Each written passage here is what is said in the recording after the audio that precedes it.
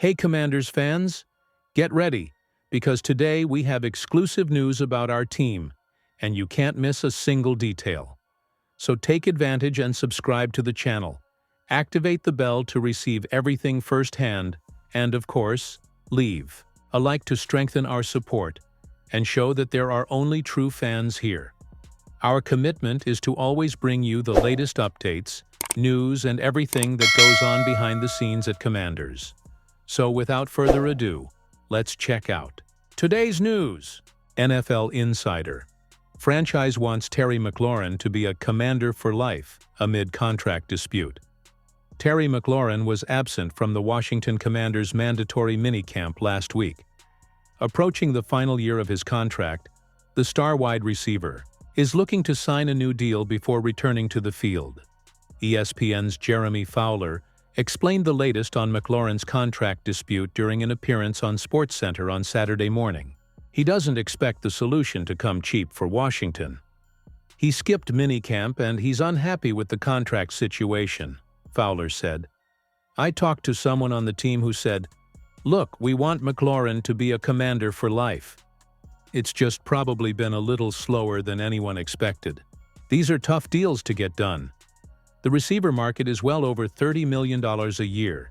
He's a star receiver, so they have 5 or 6 weeks before training camp to try to figure that out, and then we'll see what happens. McLaurin's $15.5 million base salary for the 2025 season is about half of what the top wide receivers on the market are worth. Currently in the final year of a 3-year, $68.4 million contract, the former Ohio State wideout is expected to get a significant raise. The Commanders' running backs holdout will cost McLaurin, and fast. He's expected to be fined $17,462 for missing the first day of minicamp, $34,925 for the second day, and $52,381 for the third day.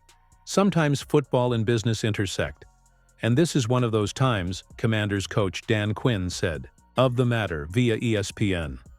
Terry is a fantastic teammate, really dedicated, and has spent a lot of time with them this offseason. McLaurin's staying power comes after he posted a career-high touchdown numbers for Washington in 2024.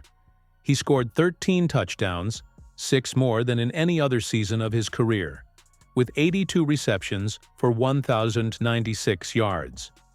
2024 was his 5th consecutive 1,000-plus yard season with the Commanders and his 6th overall in the league. His surge in production coincides with the arrival of star quarterback Jayden Daniels, who helped the team win the conference title in his rookie season. Commanders head coach, happy with Deebo Samuel despite viral narrative. Now that the outspoken Deebo Samuel is in a new role with the Washington Commanders, the former San Francisco 49ers wide receiver has the spotlight on him. With Samuel joining one of the NFC's top prospects, the star wide receiver is expected to provide enough momentum to help the Commanders overcome their slump and potentially make it to the Super Bowl. As Samuel works through the initial process of such a major career change, NFL fans have found a reason to spread a negative narrative around the versatile threat. Earlier this week, a video of Samuel running a route at mandatory minicamp went viral for less than ideal reasons. Many suggested that Samuel looked noticeably heavier than usual and seemed to move slower than fans are used to seeing. Has Commanders head coach Dan Quinn caught wind of the viral narrative? He didn't comment on that, but he was at pains to praise Samuel for his speed and ability to evade defenders in the secondary after seeing him up close with his team for the first time this week. I think Deebo has been very impressive to me, maybe for a different reason than I thought, Quinn told reporters this week. He was such a tough guy to bring down that you spent so much time thinking, how are you going to bring this guy down? And at some point, I forgot how fast he is. So sometimes when you're playing against a receiver, you're like, man, you better get him on the line or you better stay on top of him. With him, so many times, there were so many run-after-catch plays that we had a tackle plan, and how do you do that? So I remember one time he just ran past someone on a long ball and I was like, yeah, I forgot about that. It didn't surprise me, but maybe I neglected to talk about it in that space because it was easy to remember that he's one of the fastest players on the team. Samuel has already found success in the NFL as a dual-threat offensive lineman. After 81 games with the 49ers, the veteran has produced 4,292 yards and 22 touchdowns in the receiving game, in addition to rushing for 1,143 yards and 20 touchdowns. A viral clip online has many suggesting that the peak has been passed. Washington Commanders in talks for T.J. Watt. With the Pittsburgh Steelers in a contract dispute, the possibility of a trade has been floated. While there are no official reports that the Washington Commanders are in talks for Watt, it is a potential landing spot that could make perfect sense. Watt is currently seeking a new contract, and in the process, he has reportedly been absent from off-season activities. Watt is currently set to become a free agent in 2026. According to Spotrac, Watt would easily be one of the most high-profile players to hit the market, with the highest previous MAV among potential free agents. Watt is an elite talent and is rightfully looking to secure a contract before he turns 32. Watt had a technically bad year, but he was still great in 2024, recording 11.5 sacks. While that's a great sack total, by comparison, Watt had 19 sacks in 2023 and 22.5 sacks in 2021.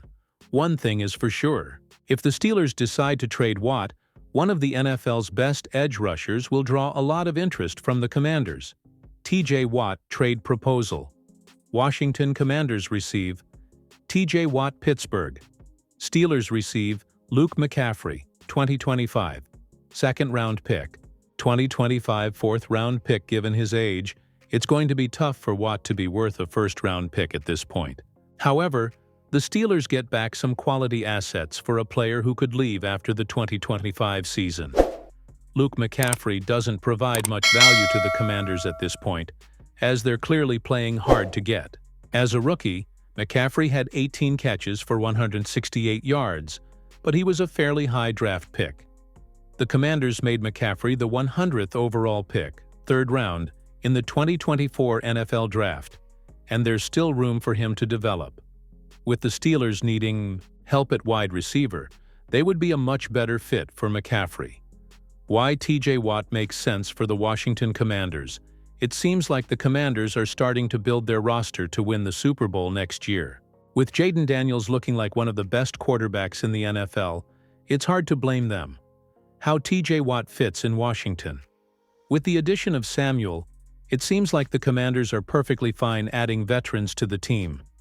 Dante Fowler Jr. was the team's only bright spot in pass rush, with 10.5 sacks. Frankie Louvu also had a good season, with 8 sacks, but the team's third highest sacker was Dorrance Armstrong, with 5. For a team with Super Bowl aspirations, signing an elite pass rusher could be the missing piece. Washington Commanders 2025 Outlook.